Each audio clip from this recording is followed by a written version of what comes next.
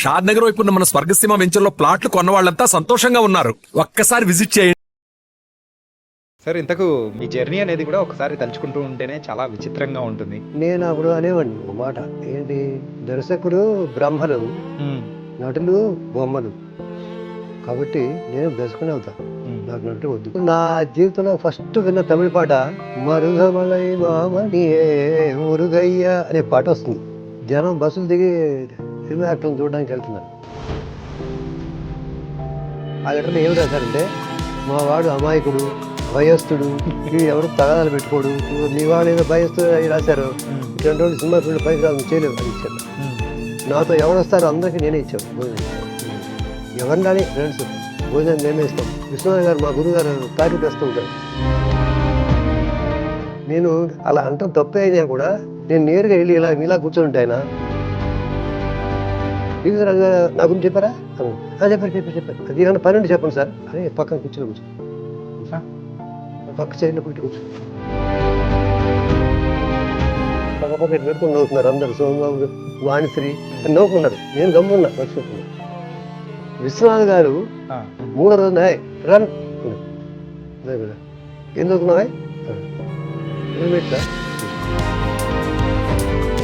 సరే సరే ఏం సరే నీ పొందా విశ్వనాథ్ గారు అన్నారు కాబట్టి దర్శకత్వం చూసుకోండి. కాబట్టి మా అదే ఎప్పటికైనా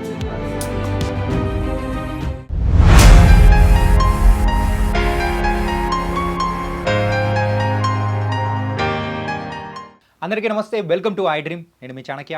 ఈరోజు తెర వెనుక కథల్లో మనము వచ్చిన గెస్ట్ గురించి మనం ప్రత్యేకంగా మాట్లాడుకోవాలి. ఏంటంటే ఆయన జర్నీ అనేది 1975లో స్టార్ట్ అయిన తర్వాత నుంచి మరి కె విశ్వనాథ్ గారి దగ్గర, ఎన్టీఆర్ గారి దగ్గర, చిరంజీవి గారితో ఇలా బోల్డ్ ఎంతోమంది స్టార్స్తో పాటు డైరెక్టర్స్ దగ్గర వర్క్ చేసి తర్వాత డైరెక్టర్గా ఎదిగిన వివి రాజు గారు ఇప్పుడు మనతో పాటు ఉన్నారు.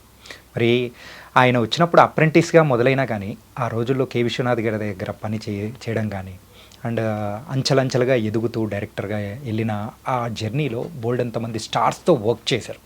మరి ఆ రోజుల్లో ఉన్న ఆ అనుభవాలు కానీ ఈరోజు మన తెర వెనుక కథలలో కూడా మాట్లాడుకుందాం. సార్తో మాట్లాడదాం. హాయ్ సార్, నమస్తే సార్. నమస్తే సార్, ఎలా ఉన్నారు సార్?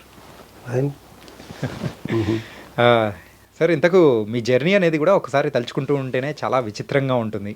సో ఇంతకు డైరెక్టర్ అవ్వాలనే ఇండస్ట్రీలోకి అడుగు పెట్టారా, లేకపోతే యాక్సిడెంటల్గా అయిందా? డైరెక్టర్ అవ్వాలని వచ్చాను. డైరెక్టర్ అవ్వాలని. ఇంతకు పుట్టింది ఎక్కడ, ఏంటి?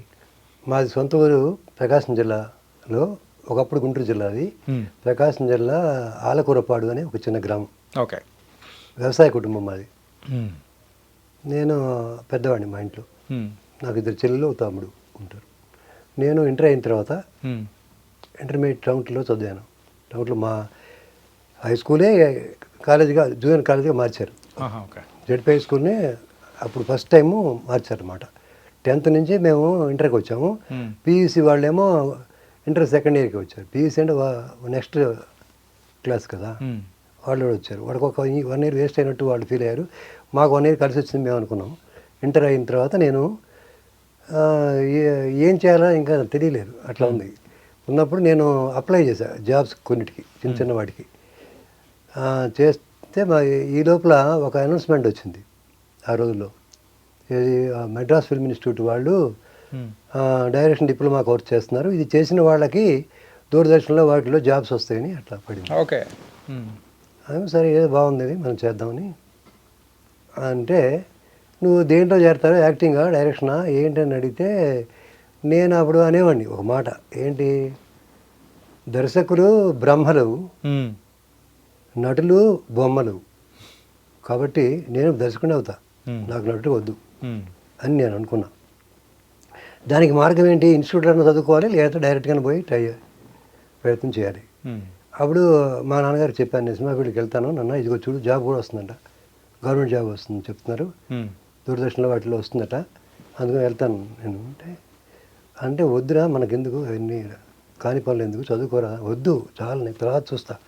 అయితే ఒక పని చేయి, నువ్వు 1 year వరకు నువ్వు, నీకు ఎంత ఖర్చు అయినా నేను ఇస్తా, 1 yearలో నీకు చేత కాదు ఇంటికి వచ్చి, ఇంకొద్దు, ఆ ఫీల్డ్ నీకు పడదని తెలుసుకో అని చెప్పారు మా నాన్నగారు.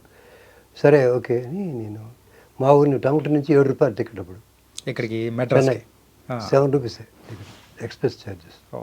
ప్యాసింజర్ 5 రూపాయలు. మ్మ్.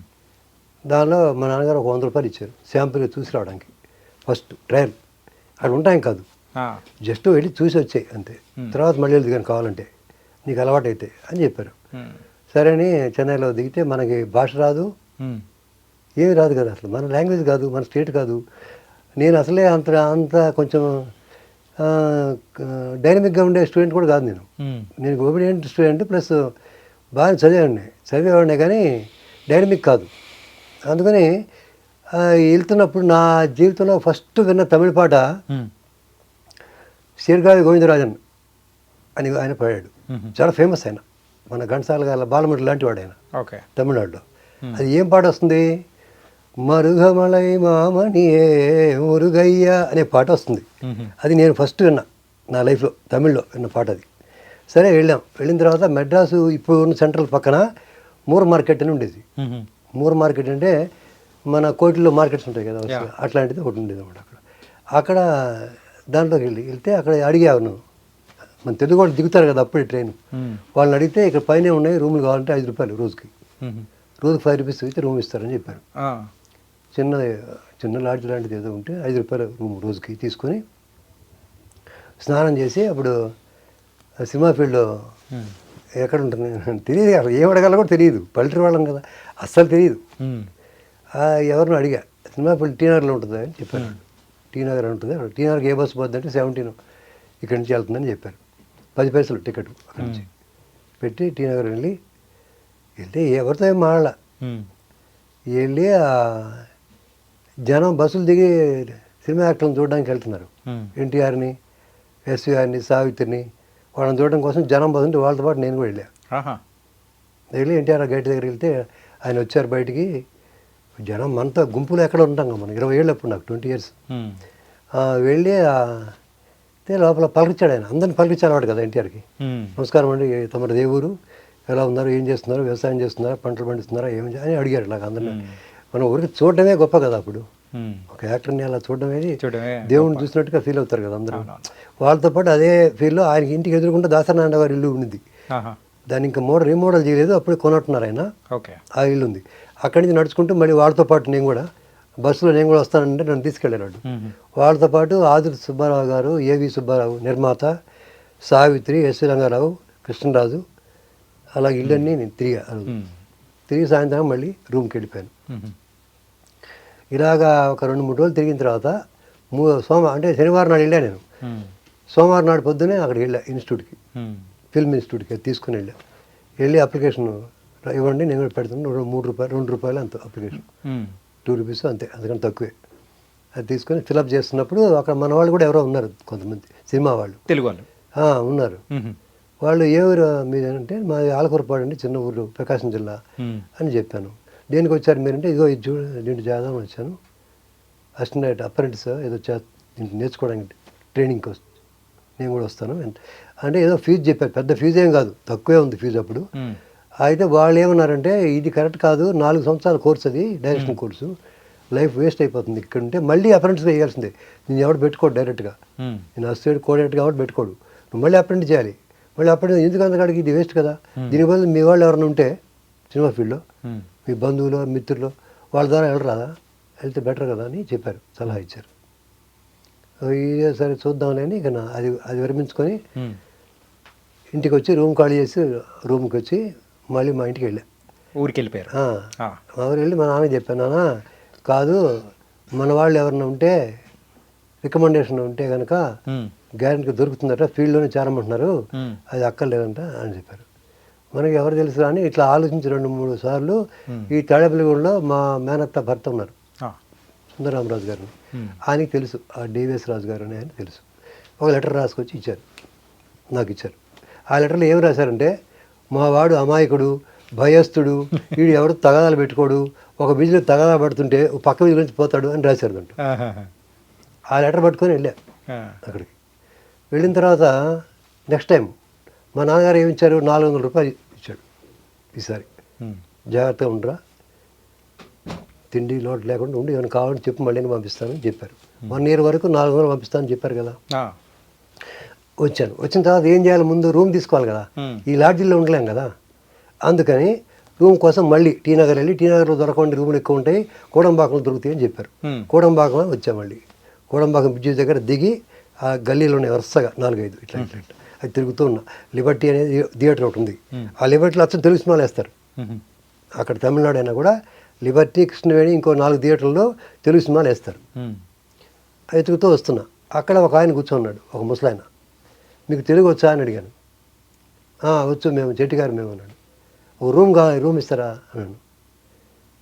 ఏం చేస్తామంటే ఏం చేయట్లా, ఇప్పుడు చేయాలా, పని చేయాలని వచ్చా అన్న. సరేరా అని ఒక రూమ్ చూపించాడు.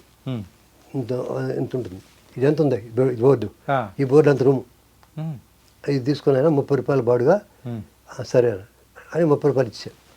అప్పటికప్పుడు ఇచ్చి ఆ లాడ్జ్ రూమ్కి వెళ్ళి ఆ బ్యాగ్ తీసుకొచ్చి ఒక బకెట్ కొనుక్కొచ్చుకొని ఏ కొంటాం కదా, చాప గీప ఉన్నా అక్కడ లోపల. ఉన్న తర్వాత సాయంత్రం ఒక బల్ల తెచ్చిచ్చాడు, ఇంత పెద్ద బల్ల. ఇది ఎందుకండి అన్న టేబుల్ అంటే, వర్షం వస్తే నీళ్ళు వస్తాయి బాబు, దీనిపైన పడుకోవాలండి. వర్షం నీళ్ళు వస్తాయి లోపలికి, ఎప్పుడు రావు, పెద్ద వర్షం వచ్చినప్పుడు నీళ్ళు వస్తాయి, దీని మీద పడుకోవాలి అని చెప్పాడు. సరే అని తీసుకున్నాం. ఇక ప్రయాణం మొదలు కదా. ఈ కార్డు తీసుకొని, ఈ లెటర్ తీసుకొని డివిఎస్ రాజు గారు, రామానాయుడు గారి ఇంటి పక్కన ఇల్లు ఇద్దరు, వాళ్ళ ఇంటికి వెళ్ళి ఆయన్ని రాజుగారిని వెళ్ళి రికమెండేషన్ లెటర్ ఇచ్చారు సార్ సుందరరామరాజు గారు అని చెప్పాను. లోపల అన్నాడు. అది చదివారు ఆయన. చదివి అంటే పల్లెటూరి కొంచెం ఈ కొన్ని పద్ధతులు తెలియదు మనకి, సిటీ పద్ధతులు కానీ ఎట్లా మాడాలి కూడా తెలియదు. తెలియకపోవడం వల్ల ఇచ్చి గమ్ము నిలబడ్డా చేతులు పెట్టుకుని.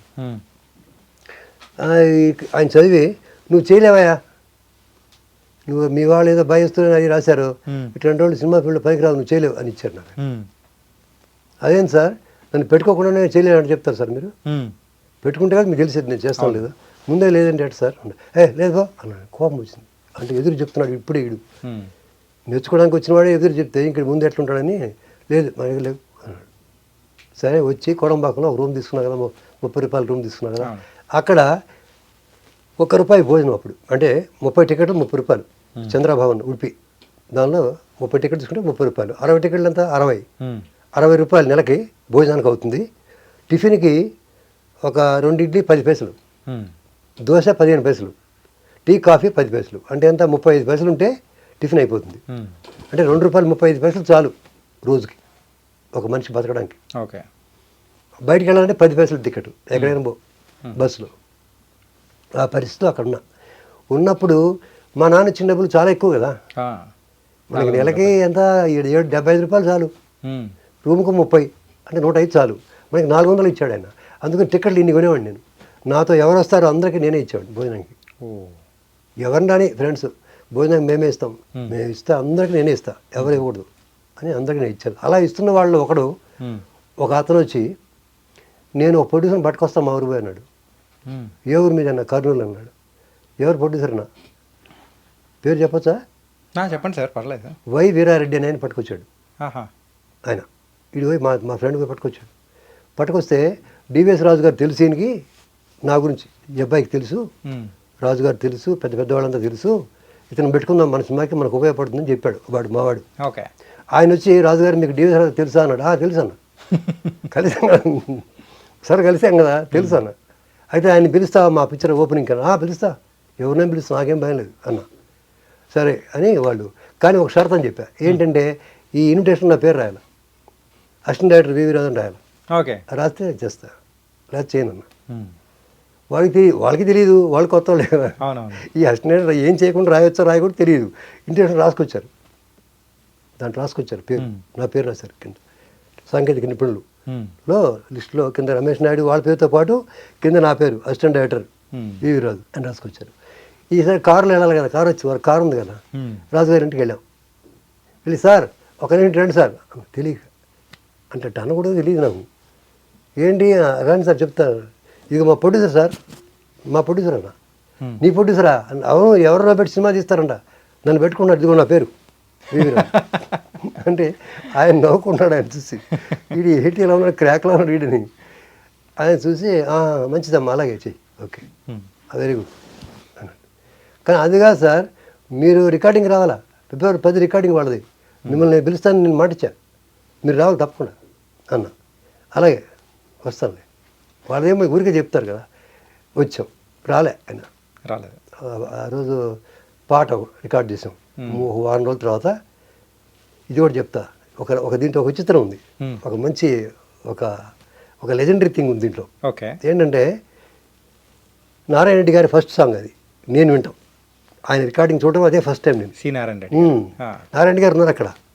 ఉంటే తుంగభద్ర నది మీద పాట రాశాడు ఆయన. ఏం పాట అది? నీ పేరు తుంగభద్ర, నా పేరు తుంగభద్ర, గలగల పరుగులు ఇద్దరివి, వడి అడుగులు ఇద్దరివి, గమనం ఒకటైనా మన గమ్యం ఒకటైనా అనే పాటని, ఇది రికార్డులో లేదు, ఆయన పాటల రికార్డులో కూడా లేదు. నారాయణ రెడ్డి గారు రాసిన పాటల లిస్టులో ఇది లేదు. లేదు. ఓకే. 2 పాటలు రాశారు ఆయన. 2 పాటలు దాంట్లో లేవు. నేను వాళ్ళకి కూడా చెప్పాను, వాళ్ళ ఇంటికి చెప్పొచ్చా, సుశీలమ్మ గారికి చెప్పాను, అంతకుముందు వాళ్ళ అబ్బాయికి కూడా చెప్పాను. ఇగో ఇది వాళ్ళ అమ్మాయికి, ఇది లిస్టులో ఉండాలమ్మా, ఈ పాటలు ఉన్నాయి, వైవీలాడ్ ఆయన దగ్గర ఉన్నాయి, మీరు కావాలని తెప్పించుకోండి అని కూడా చెప్పాను. ఇంకో పాట ఏంటి? ముద్దుల మీద పాట. ముద్దుల్లో ఉన్నాయి మురిపాలు, ఆ ముద్దుల్లో ముడిపడతాయి ముల్లోకాలు, పగల ముద్దులు ఇడితే రాత్రంతా కలవరింత, రాత్రి ముద్దులు ఇడితే పగలంతా పలవరింత, చేతి మీది ముద్దు నరాలలో సరిగమలు, చెంప మీద ముద్దు గుండెల్లో గుబగుబలు, పెదవి మీది ముద్దు ఆ మధురిమలు అడగొద్దు. ఇది పాట. ఇది నారాయణ గారు రాసింది. ఎవరికి తెలియదు, నాకు ఒక్కడికే తెలిసింది ఈ పాట ఉందని. కానీ ఈ నారాయణ రెడ్డి గారి లిస్టులో ఉండాలని ఎవరికి తెలియదు. ఈ పాట రాశారు. ఆ రికార్డింగ్ అయిపోయింది.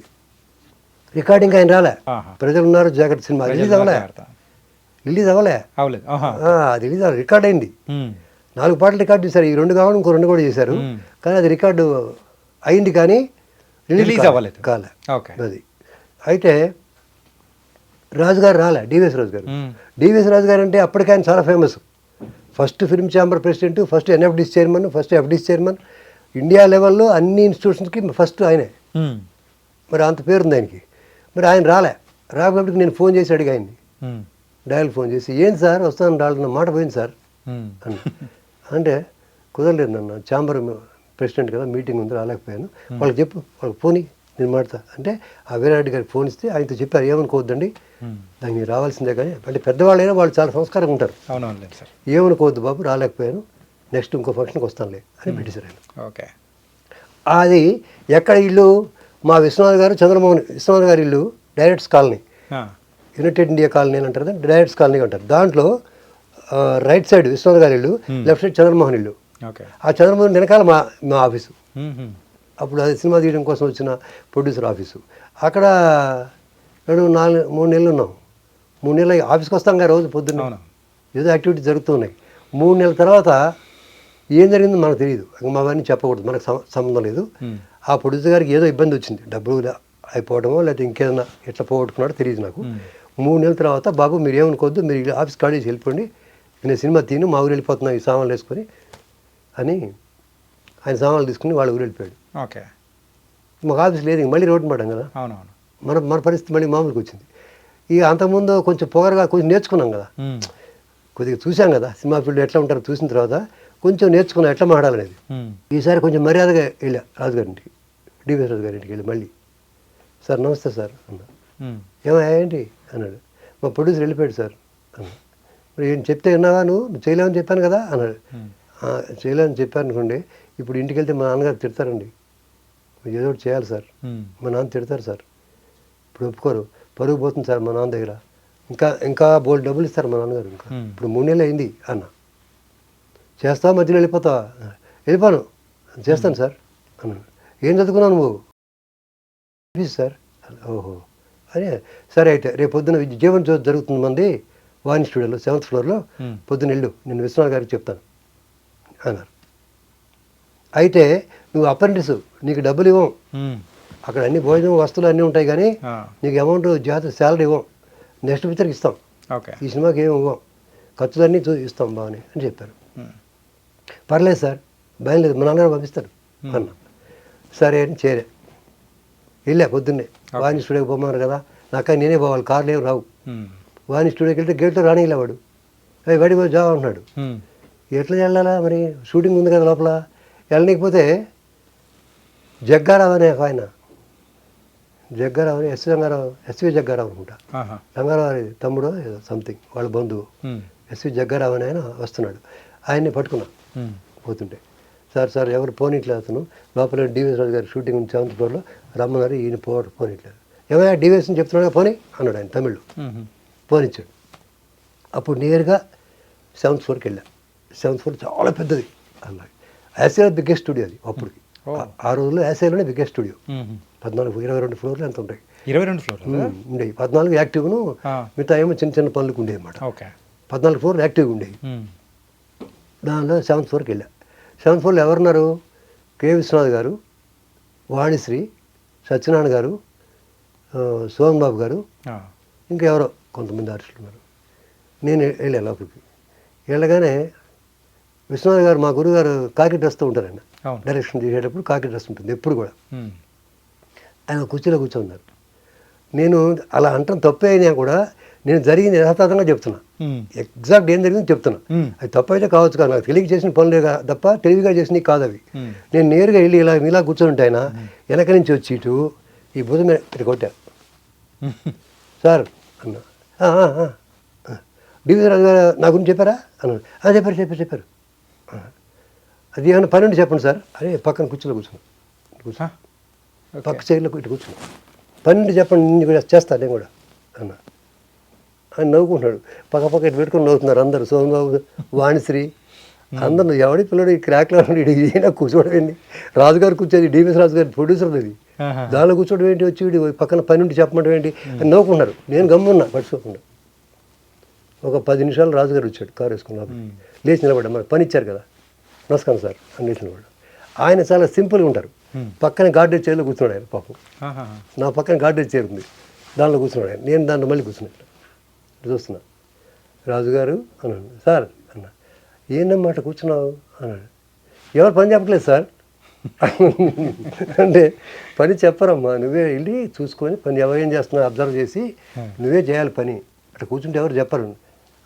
సరే సార్ అని వెళ్ళా. ఇంకప్పటి నుంచి ఆ స్తంభాల కళ్ళు పట్టడం, కెమెరా కళ్ళు పట్టడం, ఇంక ఇదే కదా పనులు. జీకే రాము గారిని కెమెరా మ్యాన్ ఉండే, ఆయన 400 సినిమాలు చేశాడు. మలయాళీ, తెలుగు, తమిళ, కన్నడ, హిందీ భాషలో 400 పిక్చర్ కెమెరామెన్ ఆయన. జీకే రాము. మన తెలుగులో ఏం చేశాడు, యశోదాకృష్ణ చూసారా మీరు? యశోదాకృష్ణ, మానవుడే మహనీయుడు, అది లిచ్చిన పైకి వేస్తాడు, ఇచ్చిన అది తీసింది ఆయనే. ఆయన పిక్చర్లు అన్నీ లడ్డులా ఉంటాయి. ఆ రోజు ల్యాబ్లో ఒక ప్రాసెసింగ్ ఉంది కదా, రాము గారి సినిమాలు అంటే చాలా స్పెషల్గా చూస్తారు. అవి ఎక్కువ కాలం వస్తాయి, అంటే బాగా డెప్త్ బాగుంటుంది, depth of field, focal length పర్ఫెక్ట్గా ఉంటాయి. అది అందుకని ఆయన బాగా చూస్తారు అన్నమాట. ఆయన నాకు బాగా నచ్చాడు. ఆయన నాకు అన్నీ చెప్తున్నాడు ఏం చేయాలంటే. నేను ఆయన అడగడం మొదలుపెట్టా నెక్స్ట్ డే నుంచి. ఇదేంటి క్లాప్ ఎందుకు అసలు, క్లాప్ అవసరం ఏంటి అసలు, నంబర్ ఎందుకు రాయాలి, పట్టు ఎందుకు కొట్టాలి. అది ఆ రోజుల్లో క్లాప్ అంటే ఎందుకు తెలియని వాళ్ళు ఎక్కువ మంది ఉన్నారు, ఎక్కువ మందికి తెలియదు. అది తెలిసిన వాళ్ళు గొప్ప ఆ రోజుల్లో. నేను నేర్చుకున్నా ఫస్ట్ డేనే. ఎందుకు కొట్టాలి క్లాప్ సార్ అని అడిగా.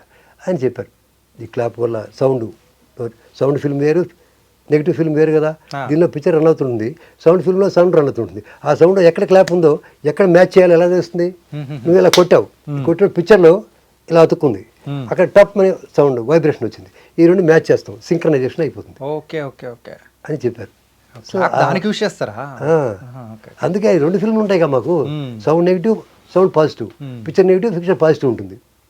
వాటి మీద ఎలాగ మ్యాచ్ చేస్తాం, మ్యాచ్ చేయలేం కదా. ఇక్కడ ఇప్పటిలాగా ఏం కంప్యూటర్ లేవు అప్పుడు. గరగర తిప్పాలి ఫిల్మ్ని, కాలుతో తొక్కాలి. మూవీ అలా ఉంటుంది, ఆ మూవీ మీద తొక్కితే గర్ర పోతుంటుంది, చిన్న ఇంత స్క్రీన్ వస్తుంటుంది, ఇంత స్క్రీన్ మీద వస్తుంది, పక్కన ఒక ఫిల్మ్ పోతుంటుంది, సౌండ్ ఫిల్మ్. దాన్ని మార్క్ చేసుకుని కట్ చేయాలి. సౌండ్ ఫిల్మ్ మీద, పిక్చర్ ఫిల్మ్ మీద మార్క్ చేయాలి షార్ట్ని, ఈచ్ షార్ట్ కొన్ని వేల షాట్లు మార్క్ చేసి వాటిని టేబుల్లో పెట్టుకొని కత్తెరతో కట్ చేయాలి. కత్తెరతో కట్ చేసి స్ప్లైసర్ అని ఒక మిషన్ ఉంటుంది, ఆ స్ప్లైసర్ మీద పెట్టి గీకాలి, బ్లేడ్ పెట్టి దీనికి ఈ సైడ్ గీకాలి, దీనికి ఈ సైడ్ గీకాలి, అలా పెట్టాలి, అతికించాలి.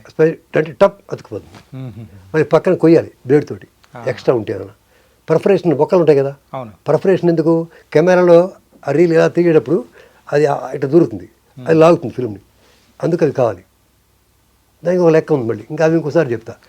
ఇది ఈ ఫిల్మ్ ఇట్లా ఉంటుంది. సో ఇవన్నీ ఆయన అడిగి, లెన్స్లు అంటే ఏంటి అసలు, ఏ లెన్స్ ఎందుకు, 50 లెన్స్ ఏంటి, 75 ఏంటి, 100 ఏంటి, 250 ఏంటి, 9.8 ఏంటి, ఇవన్నీ ఆయన అడిగి నేను నేర్చుకున్నాను. సార్ విశ్వనాథ్ గారు 3 రోజుల దాకా నాతో పలకలా. పలకలా కొత్తగా ఎవడో అని అట్టుగా ఉన్నారు. నేను అక్కడెక్కడ చూస్తున్నాను అంతే. మూడో రోజున రాను అన్నాడు. దగ్గర ఏం చదువుకున్నావా అన్నాడు. ఇంటర్మీడియట్ సార్ అన్నా. అంటే ఇంటర్మీడియట్ చదువుకుని డైరెక్ట్ అయిపోయి వచ్చావా, మినిమం గ్రాడ్యుయేషన్ ఉండొద్దు అన్నాడు. సరే సార్, ఏం సరే నీ బొందా గమ్ముంటే తర్వాత ఆయన అడిగా రాము గారిని, సార్ రాము సార్ మా గురుగారు ఏం చదువుకున్నారు అన్నా. ఆయన బీఎస్సీ అన్నాడు. నేను కూడా బీఎస్సీ చదువుతా అన్నా. సర్లే అన్న. 1 సంవత్సరం 2 ఏళ్ల తర్వాత ఆంధ్ర యూనివర్సిటీ బీఏ కట్టా. హిస్టరీ ఎకనామిక్స్ సోషియాలజీలో కట్టి బీఏ 3 ఏళ్ళు పాస్ అయ్యా. బీఏ పాస్ అయ్యా. ఈక్వల్ అయ్యాము ఇప్పుడు ఓకే కదా, మనం కూడా గ్రాడ్యుయేట్ అయ్యాం కదా, బెటరే కదా అక్కడ ఉండి కూడా. అంటే నాకు ఎప్పుడెప్పుడు సినిమా ఫీల్డ్ గ్యాప్ వచ్చిందో ఆ గ్యాప్లో అంతా ఎడ్యుకేషన్ సైడ్ వెళ్ళాను. ఇంకోటి కూడా కలిపి చెప్తే ఒకసారి బాగుంటుంది. ఎన్టీఆర్ దగ్గర చేయలే కదా, దీని తర్వాత అంటే మధ్యలో చాలా ఉన్నాయి కదా, తర్వాత చెప్తాను. కానీ అంటే విశ్వనాథ్ గారి దగ్గర ఎన్ని సంవత్సరాలు చేశారు మీరు? దాదాపు 75 నుంచి 80. 5 సంవత్సరాలు. ఏ సినిమాలు సార్ ఆ టైంలో? జీవన్ జ్యోతి ఫస్ట్ పిక్చర్, జీవన్ జ్యోతి, జీవిత నౌక, కాలాంతకులు, ప్రెసిడెంట్ పేరమ్మ, అల్లుడు పట్టిన భరతం. శంకరాభరణాన్ని పిలిచారు కానీ నేను పోలే. ఓకే. ఎందుకు పోలేదంటే టంగుటూరులో మా ఇల్లు ఉండేది. మా ఇల్లు ఇలా కప్పు ఉంటే గోడల మీద కప్పు ఉండేది. మన ఎగిరి పక్కింటో పడ్డాయి, పోయి రైస్ మిల్లులో పడింది పోయి. అంటే అంత తుఫాన్ వచ్చింది ఆ సంవత్సరం 79లో. భయంకరమైన తుఫాన్ వచ్చింది. ఆ తుఫాన్ దెబ్బకి మా ఇల్లు పడిపోయింది. అప్పుడు మా దగ్గర డబ్బులు ఉన్నాయి 2 లక్షలు మా ఇంట్లో. ఆ ఇంట్లో ఉన్నాయి, పడిపోయిన ఇంట్లోనే ఉన్నాయి. మేము ఇంకో ఇంటికి వెళ్ళాం, మా నాన్న ఫ్రెండ్ ఇంటికి వెళ్ళాం. ఓకే. అప్పుడు మా నాన్నగారు చెప్పారు, డబ్బు ఉండే ఏం లాభనా, పడిపోతే దిక్కు లేకుండా అయిపోయాం కదా ఊళ్ళో ఇంటికి పోయి అని. అప్పుడు బిల్డింగ్ కట్టారు, ఇప్పుడున్న బిల్డింగ్ కట్టారు అన్నమాట మా నాన్నగారు. సరే అలాగా విశ్వనాథ్ గారు అన్నారు కాబట్టి ఆయన కోసం బీఏ పాస్ అయ్యా. తర్వాత కాలంలో ఎన్టీఆర్ దగ్గర చేరినప్పుడు నా దగ్గర మినిస్టర్స్ ఆఫ్ గాడ్ అని అద్భుతమైన బుక్స్ ఉండేవి, మంచి మంచి సైకాలజీ బుక్స్ ఉండేవి. అవి చూసి ఎన్టీఆర్ గారు అందరితో చెప్పేవాడు, మా రాజుగారు ఎవరనుకున్నారు, హీఈస్ హైలీ ఎడ్యుకేటెడ్ అనేవాడు ఆయన. అది చూసి సిగ్గేసి ఆయన కోసం ఎంఏ కట్టా, ఎంఏ సోషియాలజీ చేశా. ఓకే. అన్నమలై ఎంఏ కట్టి పాస్ అయ్యా సోషియాలజీ. అంటే ఇక్కడి నుంచి 40 మంది వెళ్తే 2 పాస్ అయ్యాం ఫస్ట్ టైం. సో ఆ రకంగా నేను ఒక గురువు వల్ల బీఏ, ఇంకో గురువు వల్ల ఏమో ఎంఏ నేను చేశాను. ఈ 75 నుంచి 80 వరకు కె విశ్వనాథ్ గారితో ఉన్నారు. ఉన్నా. ఆ తర్వాత మరి 80లో ఏమైందంటే ఒరుకై ఓసై అనే తమిళ పిక్చర్ని డివిఎస్ రాజు గారు డబ్బింగ్ రైట్స్ తీసుకున్నారు. డబ్బింగ్ కాదు, రీమేక్ రైట్స్ తీసుకుంటే విశ్వనాథ్ గారు నేను రీమేక్ చేయను అన్నాడు. మా గురువు గారు రీమేక్లో నేను చేయనండి, మీరు ఎవరిని పెట్టుకోండి అన్నాడు. అప్పుడు పి సాంబశివరావు, ఇక్కడే వాళ్ళ ఇల్లు మీ స్టూడియో పక్కనే, ఆయన పెట్టుకున్నారు పి సాంబశివరావు. ఆయన కూడా నేను చేశాను కోడేటర్గా. అప్పుడు కోడేటర్ అయ్యా. 5 ఏళ్లలో అసిస్టెంట్గా ఉన్నాను ఆయన దగ్గర. ఎవరి దగ్గర? విశ్వనాథ్ గారి దగ్గర అసిస్టెంట్లు ఎవరే ఉంది. ఆ కోడేటర్ అనే పోస్ట్ లేదు అప్పుడు. రాఘవేంద్రరావు గారు, దాసరి గారు వచ్చిన తర్వాతనే సినిమా ఫీల్డ్లో కోడేటర్ అనే పోస్ట్ వచ్చింది. ఓకే. అంతకుముందు దర్శకులు ఎవరు కూడా కోడేటర్ ఒప్పుకోరు. మీరు కోడేటర్ ఎలా అవుతారా, మీరు డైరెక్షన్ చేయకుండా కోడేటర్ ఎట్లా అవుతారు? మీరు ఒక డైరెక్షన్ చేసి మళ్ళీ మా దగ్గర పని చేస్తే మీరు కోడేటర్ అవుతారు. మీరు ఏం చేయకుండా ఎలా అవుతారు మీరు? కోడేటర్ అనే పోస్ట్ లేదు. ఎన్ని సినిమాలు చేసినా అసిస్టెంటే ఉండేది అప్పుడు. సో అలాగా విశ్వనాథ్ దగ్గర చేస్తూ వస్తున్నప్పుడు జీవన జ్యోతికి చేశాం కదా, అప్రెంటిస్ నేను, లెర్నర్ పేరు వేశారు. ఎలాగా? సహాయకులు ఉంటుంది ఒక టైటిల్. సహాయకుల్లో దర్శకత్వం వివి రాజు, కెమెరా ఎవరో ఎక్స్, ఎడిటింగ్ ఆయన ఉంటుంది. అంటే ఫస్ట్ నా పేరు ఉంటుంది. మా ఊరు వెళ్ళిన తర్వాత నేను, అరే దర్శకత్వం చూసా మన పేరు, దర్శకత్వం ఏం రాశారు నా పేరు, అప్రెంటిస్ అని రాశారు ఎవడన్నా? దర్శకత్వం వివి రాజు చూసా, సహాయకుల సంగతి తీసిపడాయి. ఫస్ట్ టైం ఏం పడింది మన పేరు, దర్శకత్వం వివి రాజు చూసుకోండి. కాబట్టి మనం అదే ఎప్పటికైనా. ఇంకో రోజు అయితే ఖచ్చితంగా ఇంకా బోల్డ్ అనే విషయాలతో మరో ఎపిసోడ్లో మనం పెట్టుకుందాం sir. Very nice. Thank you sir. And for more videos, please subscribe to iDream. Please subscribe to iDream. Please subscribe iDream. And please subscribe to iDream. For more videos, subscribe to iDream. please like, share and subscribe to the channel. Congratulations, iDream. Subscribe to iDream. Subscribe to iDream. So subscribe to iDream Media. iDream ki iDream team andarki huge congratulations. Please subscribe iDream Media. Please subscribe to iDream. Subscribe iDream. Please subscribe to iDream. iDream అంటే నా కళల channel subscribe చేసుకున్న నోరు తిరుగుతలేదు, మీరైతే గంట గుర్తు కొట్టండి. For more such videos, please subscribe to iDream. Subscribe to iDream. Please subscribe to iDream. Please subscribe iDream Media. Please do subscribe to iDream. Please subscribe to iDream Media. For best entertainment and information, please subscribe iDream. And don't forget to subscribe to iDream.